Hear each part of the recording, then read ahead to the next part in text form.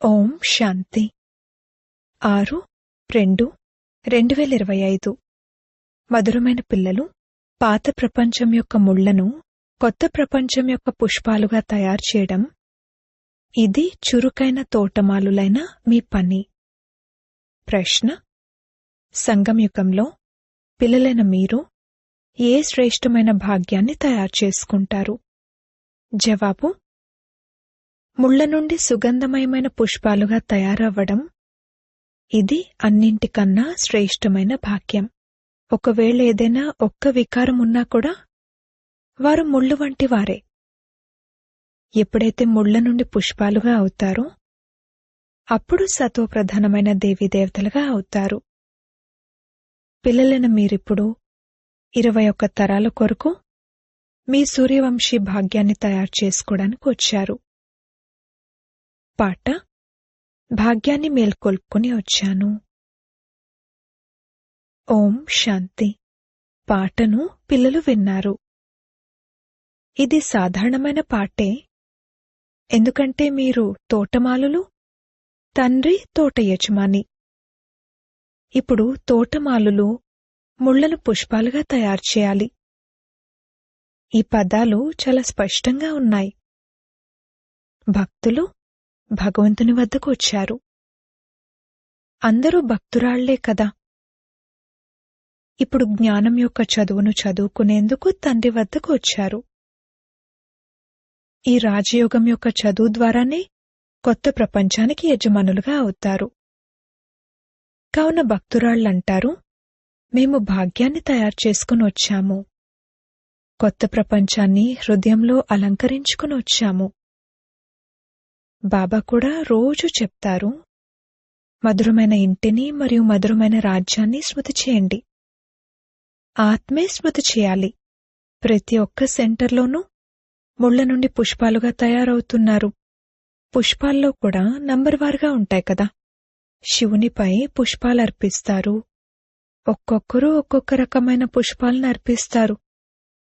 గులాబీ పుష్పానికి మరియు జిల్లేడు పుష్పానికి రాత్రికి పగలుకు ఉన్నంత తేడా ఉంది. ఇది కూడా పుష్పాల తోట.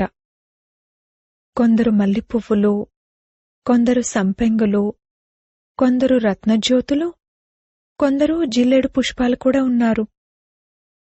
ఈ సమయంలో అందరూ ముళ్లేనని పిల్లలకు తెలుసు. ఈ ప్రపంచమే ముళ్లడవిలా ఉంది.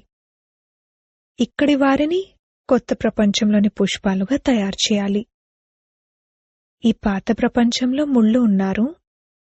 అందుకే పాటలో కూడా అంటారు, మేము తండ్రి వద్దకు పాత ప్రపంచపు ముళ్ల నుండి కొత్త ప్రపంచపు పుష్పాల వలె తయారయ్యేందుకు వచ్చాము.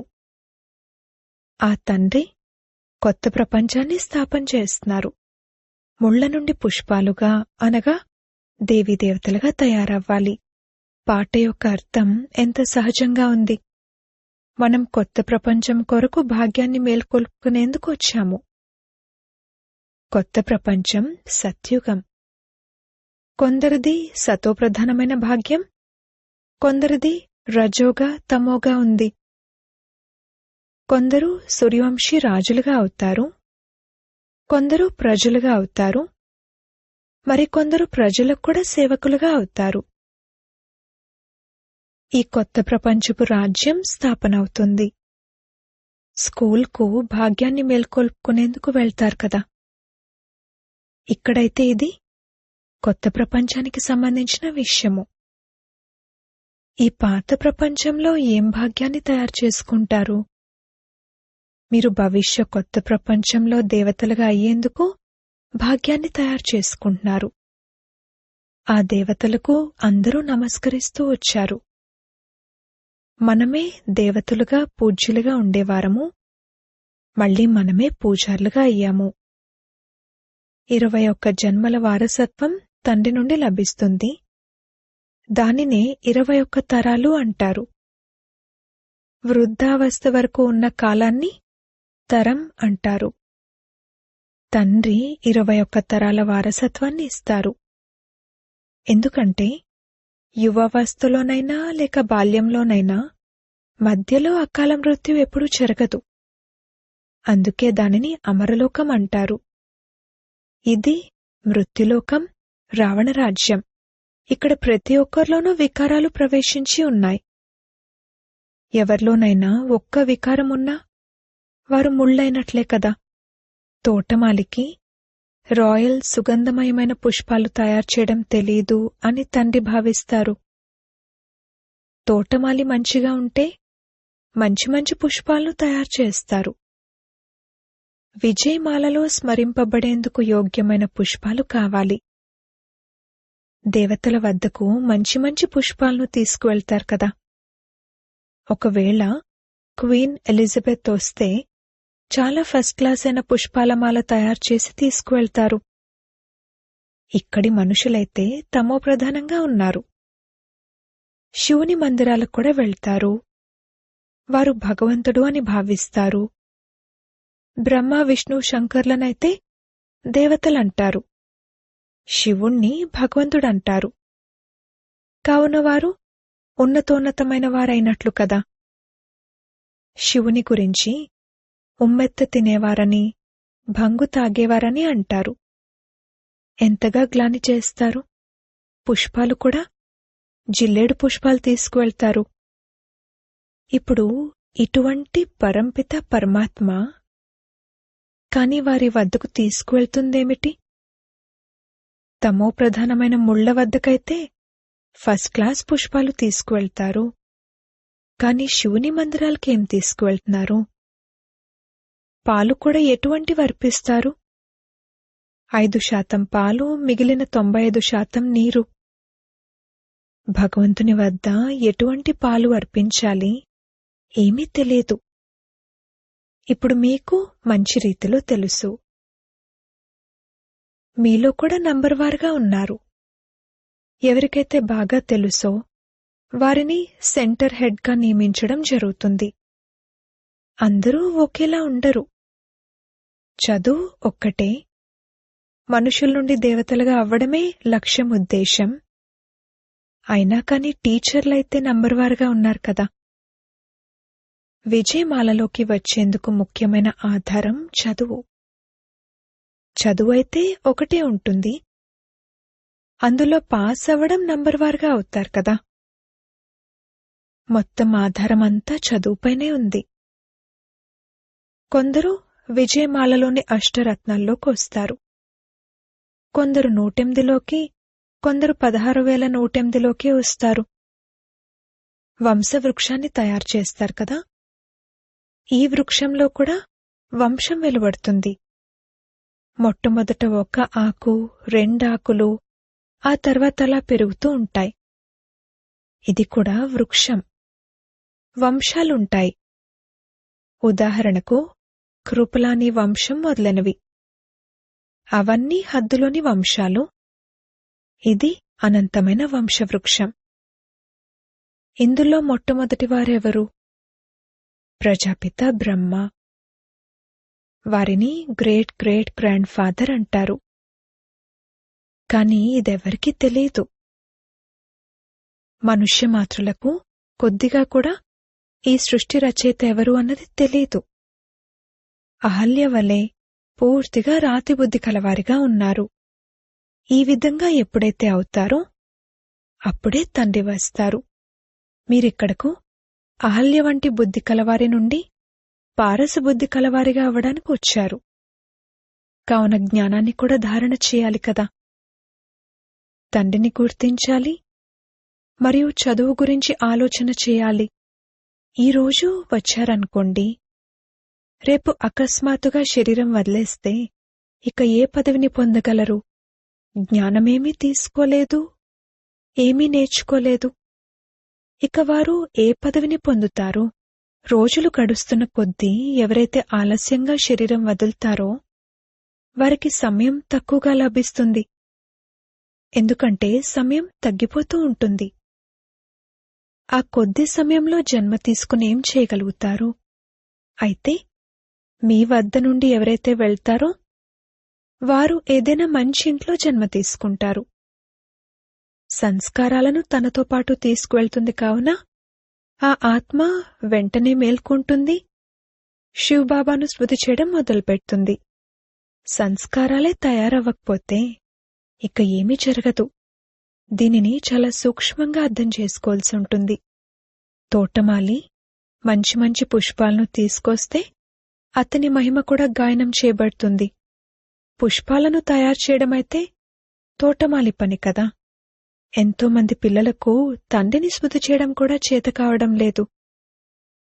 భాగ్యంపైనే ఆధారపడుంది కదా. భాగ్యంలో లేకపోతే ఏమీ అర్థం చేసుకోరు. భాగ్యవంతులైన పిల్లలైతే తండ్రిని యథార్థరీతిగా గుర్తించి వారిని పూర్తిగా స్మృతి చేస్తారు. తండ్రితో పాటుగా కొత్త ప్రపంచాన్ని కూడా స్మృతి చేస్తూ ఉంటారు. మేము కొత్త ప్రపంచం కొరకు కొత్త భాగ్యాన్ని తయారు చేసుకునేందుకు వచ్చాము అని పాటలో కూడా ఉంది కదా. 21 జన్మల కొరకు తండ్రి నుండి రాజ్యభాగ్యాన్ని తీసుకోవాలి.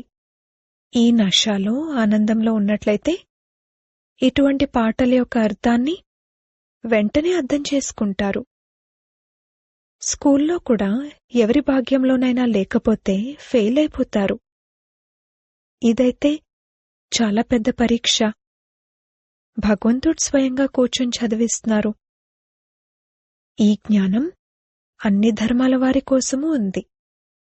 తండ్రి అంటారు, స్వయాన్ని ఆత్మగా భావిస్తూ తండ్రినైన నన్ను స్మృతి చేయండి. ఏ దేహధారి మనుషులను భగవంతుడు అని అనలేమని మీకు తెలుసు. బ్రహ్మ, విష్ణు, శంకర్లను కూడా భగవంతుడు అని అనరు. వారు కూడా సూక్ష్మవతనవాసులైన దేవతలు. ఇక్కడున్నది మనుషులు, ఇక్కడ దేవతల్లేరు. ఇది మనుష్యలోకము. ఈ లక్ష్మీనారాయణలు మొదలైన వారు దైవీ గుణాలు కలిగిన మనుషులు. దానిని దైవీ ధర్మం అంటారు. సత్యుగంలో దేవీదేవతలందరూ ఉంటారు. సూక్ష్మవతనంలో కేవలం బ్రహ్మ, విష్ణు, శంకర్లు మాత్రమే ఉంటారు. బ్రహ్మదేవతాయ నమః, విష్ణుదేవతాయ నమః అని పాడుతారు కూడా. ఆ తర్వాత శివ పరమాత్మాయ నమః అని అంటారు. శివుణ్ణి దేవత అని అనరు. అలాగే మనుషులను భగవంతుడు అని అనలేరు. 3 అంతస్తులున్నాయి కదా. మనం 3వ అంతస్తులో ఉన్నాము. సత్యుగంలోని దైవీ గుణధారులైన మనుషులెవరైతే ఉండేవారో వారే మళ్లీ ఆసురీ గుణాలు కలవారిగా అయిపోతారు. మాయాగ్రహణం పట్టడంతో నల్లగా అయిపోతారు. చంద్రునికి కూడా గ్రహణం పడుతుంది కదా. అవి హద్దులోని విషయాలు. ఇది అనంతమైన విషయం. ఇది అనంతమైన పగలు మరియు అనంతమైన రాత్రి. బ్రహ్మ యొక్క పగలు మరియు రాత్రి అని గానం చేస్తారు కూడా. మీరిప్పుడు ఒక్క తండ్రి నుండే చదువుకోవాలి. మిగిలినవన్నీ మర్చిపోవాలి. తండ్రి ద్వారా చదవడం వలన మీరు కొత్త ప్రపంచానికి యజమానులుగా అవుతారు. ఇది సత్యాతి సత్యమైన గీతా పాఠశాల. పాఠశాలలో సదా ఉండరు.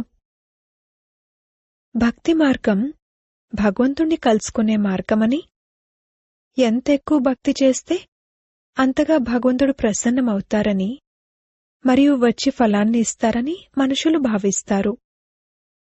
ఈ విషయాలన్నింటినీ మీరు మాత్రమే ఇప్పుడు అర్థం చేసుకుంటారు. భగవంతుడు ఒక్కరే. వారిప్పుడు ఫలాన్ని ఇస్తున్నారు. ఎవరైతే మొట్టమొదట సూర్యవంశీ పూజ్యులుగా ఉండేవారో వారే అందరికన్నా ఎక్కువ భక్తి చేశారు. వారే ఇక్కడికొస్తారు. మీరే మొట్టమొదట శివ్బాబాకు అవ్యభిచారి భక్తి చేశారు. కావున తప్పకుండా మీరే మొట్టమొదటి భక్తులు. తర్వాత పడిపోతూ పడిపోతూ తమో ప్రధానంగా అయిపోతారు. అర్ధకల్పం మీరు భక్తి చేశారు. అందుకే మీకే మొట్టమొదట జ్ఞానాన్ని ఇస్తారు. మీలో కూడా నంబర్వారుగా ఉన్నారు. మీ ఈ చదువులో మేము దూరంగా ఉంటాము, అందుకే రోజూ వచ్చి చదువుకోలేము అన్న సాకు చెప్పడానికి వీల్లేదు. కొందరు మేము 10 మైళ్ల దూరంలో ఉంటామంటారు. అరే, బాబా స్మృతిలో మీరు 10 మైళ్లు నడిచి వెళ్లినా ఎప్పుడూ అలసట కలగదు. ఎంత పెద్ద ఖజానాన్ని తీసుకునేందుకు వస్తారు. తీర్థయాత్రల్లో మనుషులు దర్శనం చేసుకునేందుకు కాలినడకన వెళ్తారు. ఎన్ని ఎదురుదెబ్బలు తింటారు. ఇక్కడైతే ఇది ఒకే ఊరిలోని విషయం. తండ్రి అంటారు, నేను ఎంతో దూరం నుండి వచ్చాను. మీరేమో ఇల్లు 5 మైళ్ల దూరం ఉంది అని అంటారు. వాహ్! ఖజానాను తీసుకునేందుకైతే పరిగెత్తుకుంటూ రావాలి. అమర్నాథ్కు కేవలం దర్శనం చేసుకునేందుకు ఎక్కడెక్కడి నుండి వెళ్తారు. ఇక్కడైతే అమరనాథుడైన బాబా స్వయంగా చదివించడానికి వచ్చారు. మిమ్మల్ని విశ్వానికి యజమానులుగా తయారు చేయడానికి వచ్చాను. మీరు సాకులు చెప్తూ ఉంటారు. ఉదయం అమృత వేళలోనైతే ఎవరైనా రావచ్చు. ఆ సమయంలో ఏ భయమూ ఉండదు. ఎవరూ మిమ్మల్ని దోచుకోరు కూడా. ఒకవేళ నగలు మొదలైన వస్తువులేవైనా ఉంటే దోచుకుంటారు. దొంగలకు కావలసినవే ధనము, వస్తువులు. కాని ఎవరి భాగ్యంలోనైనా లేకపోతే వారు ఎన్నో సాకులు చెప్తూ ఉంటారు. చదవకపోతే తమ పదవిని పోగొట్టుకుంటారు. తండ్రి రావడం కూడా భారత్లోనే వస్తారు. భారత్నే స్వర్గంగా తయారు చేస్తారు. క్షణంలో జీవన్ముక్తి యొక్క మార్గాన్ని తెలియజేస్తారు. కాని ఎవరైనా పురుషార్థం కూడా చేయాలి కదా. అడుగే వేయకపోతే అక్కడికెలా చేరుకోగలుగుతారు? ఇది ఆత్మ పరమాత్మల మేళా అని పిల్లలైన మీరు అర్థం చేసుకుంటారు. స్వర్గవారసత్వాన్ని తీసుకునేందుకు తండ్రి వద్దకు వచ్చారు. కొత్త ప్రపంచ స్థాపన జరుగుతుంది. స్థాపన పూర్తవగానే వినాశనం మొదలైపోతుంది. ఇది అదే మహాభారత యుద్ధం కదా. అచ్చా, మధురాతి మధురమైన సిక్కిలదే పిల్లలకు మాతాపిత బాప్దాదాల ప్రియ స్మృతులు మరియు గుడ్ మార్నింగ్. ఆత్మిక పిల్లలకు ఆత్మిక తండ్రి నమస్తే. ధారణ కొరకు ముఖ్య సారము. మొదటి పాయింట్, తండ్రి ఏ జ్ఞాన ఖజానానైతే ఇస్తున్నారో దాన్ని తీసుకునేందుకు పరుగు పరుగున రావాలి. ఇందులో ఏ రకమైన సాకులు చెప్పకూడదు. తండ్రి స్మృతిలో 10 మైళ్లు కాలినడకన నడిచినా అలసట కలగదు. రెండవ పాయింట్, విజయమాలలోకి వచ్చేందుకు ఆధారం చదువు. చదువుపై పూర్తి శ్రద్ధ పెట్టాలి. ముళ్లను పుష్పాలుగా తయారుచేసే సేవ చేయాలి. మధురమైన ఇంటిని మరియు మధురమైన రాజ్యాన్ని స్మృతి చేయాలి. వరదానము, సంగమయుగ మహత్వాన్ని తెలుసుకుని 1కి లెక్కలేనన్ని రెట్లు రిటర్న్ పొందే సర్వప్రాప్తి సంపన్న భవ. సంగమయుగంలో బాబ్దాదా చేసిన వాగ్దానం ఏంటంటే 1 ఇవ్వండి, 1,00,000 తీసుకోండి. ఏ విధంగా సర్వశ్రేష్ఠ సమయం, సర్వశ్రేష్ఠ జన్మ, సర్వశ్రేష్ఠ టైటిల్స్ ఈ సమయానికి చెందినవో, సర్వప్రాప్తుల అనుభవము ఇప్పుడే కలుగుతుంది. ఇప్పుడు 1కి కేవలం 1,00,000 రెట్లు మాత్రమే లభించదు. ఎప్పుడు కావాలనుకుంటే అప్పుడు, ఎలా కావాలనుకుంటే అలా, ఏది కావాలనుకుంటే అది ఇచ్చేందుకు తండ్రి సేవకుని రూపంలో బంధించబడి ఉన్నారు. 1కి లెక్కలేనన్ని రెట్లు రిటర్న్ లభిస్తుంది. ఎందుకంటే వర్తమాన సమయంలో వరదాతే మీవారు. బీజమే మీ చేతిలో ఉన్నప్పుడు ఆ బీజం ద్వారా ఏది కావాలనుకుంటే అది క్షణంలో తీసుకుని సర్వప్రాప్తులతో సంపన్నంగా అవ్వగలుగుతారు. స్లోగన్, ఎటువంటి పరిస్థితైనా పరిస్థితి వెళ్ళిపోవాలి కాని సంతోషం పోకూడదు. అవ్యక్త సూచనలు. ఏకాంత ప్రియులుగా అవ్వండి. ఏకతను మరియు ఏకాగ్రతను అలవర్చుకోండి. ఏకత మరియు ఏకాగ్రత. కార్యం చేయడంలో సఫలతకు ఈ 2 శ్రేష్టమైన భుజాలు. ఏకాగ్రత అనగా సదా నిర్వ్యర్థ సంకల్పం, నిర్వికల్పం. ఎక్కడైతే ఏకత మరియు ఏకాగ్రత ఉంటాయో అక్కడ సఫలత కంఠహారంగా ఉంటుంది. వరదాతకు ఒక పదం చాలా ఇష్టం, ఏకవ్రత.